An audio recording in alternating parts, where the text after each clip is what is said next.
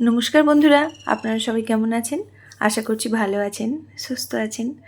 আজকে আপনাদের সঙ্গে একটা ঢ্যাঁড়সের রেসিপি শেয়ার করছি। একদম ঘরোয়াভাবে আর খেতে ভীষণই ভালো লাগে। এই সিজনের একদমই সেরা একটা রেসিপি।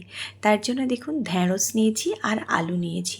ছোট্ট ছোট্ট ঢ্যাঁড়স, শুধু মাথা আর পেছনটা কেটে ফেলে দিয়েছি, দিয়ে ধুয়ে পরিষ্কার করে নিয়েছি। তার সাথে একটা বড় সাইজের আলু ঠিক একই রকমভাবে কেটে নিয়েছি।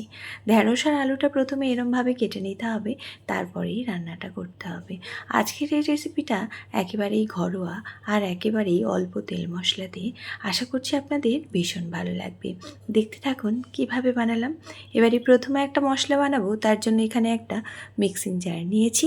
এর মধ্যেই দিয়ে দেব ঝালের জন্য ছোট ছোট কয়েকটা শুকনো লঙ্কা।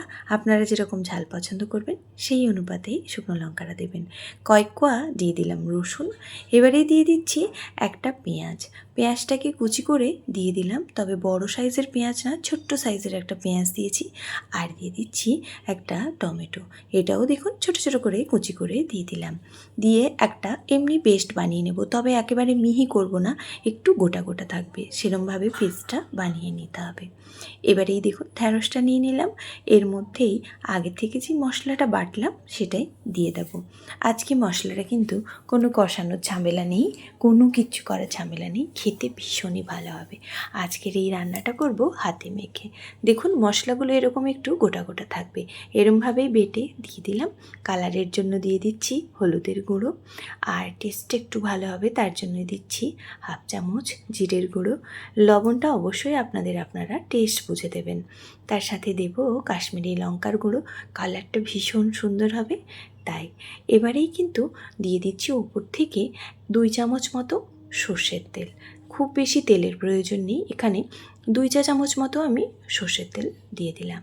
দিয়ে এবার ভালো করে হাত দিয়ে ঢ্যাঁড়স আলুর সঙ্গে সব মশলাটা খুব সুন্দর করে মেখে নিতে হবে, যাতে করে মশলাগুলো সব কিছুর সাথে ভীষণ সুন্দরভাবে মিশে যায়, ঠিক সেরমভাবে মেখে নিতে হবে।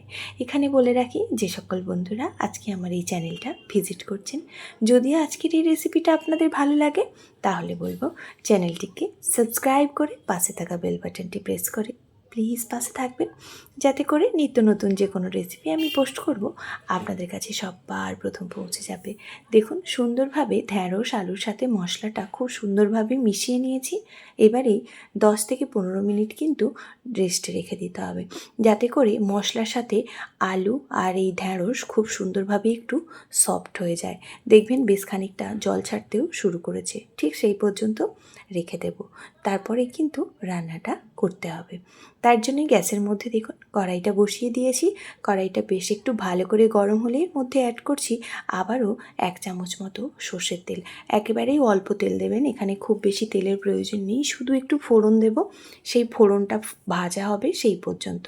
দেখুন হাফ চা চামচ মতো দিয়ে দিলাম গোটা জিরে, তার সঙ্গেই দিচ্ছি 2টো কাঁচা লঙ্কা। এই কাঁচা লঙ্কাটা দিলে ঢ্যাঁড়সের যে সবুজ গন্ধটা থাকে সেটা আর থাকে না, এই কাঁচা লঙ্কার গন্ধটা ভীষণ সুন্দর লাগে।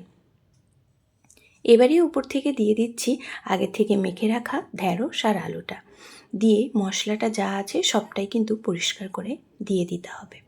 এরকম অল্প সময়ে ঢ্যাঁড়সের এই রেসিপিটা একবার হলেও ট্রাই করুন। দুপুরবেলা ভাতের সাথে যেমনই ভালো লাগে, রাতে রুটির সাথে পরোটার সাথেও কিন্তু বেশ ভালো লাগে।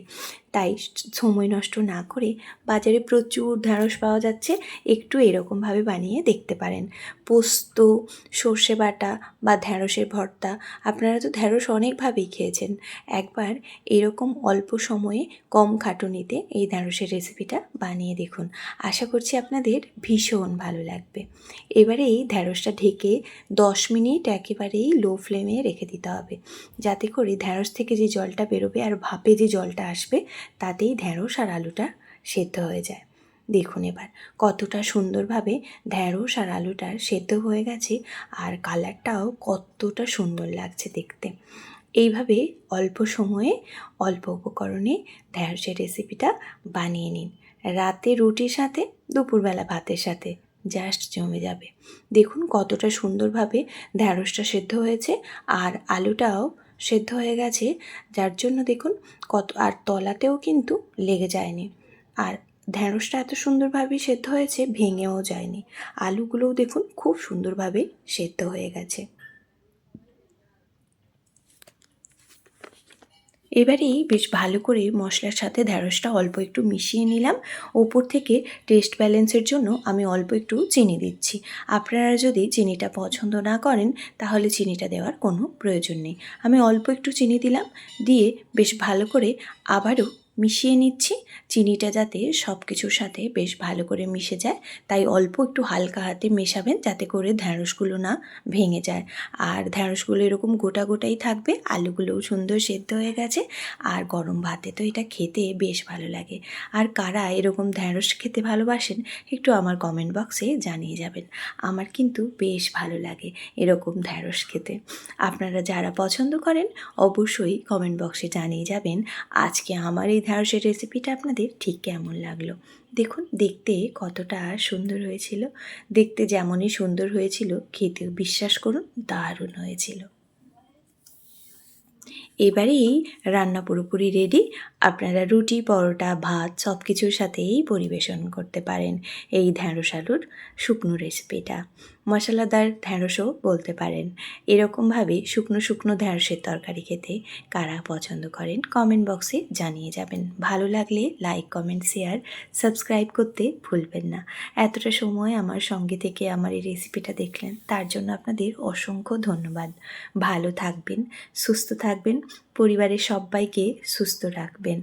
দেখা হবে আপনাদের সাথে আবারও পরের কোনো ঘরোয়া রেসিপিতে। আর আজকের এই ভেন্ডি রেসিপিটা আপনাদের কেমন লাগলো অবশ্যই কমেন্ট বক্সে জানিয়ে যাবেন।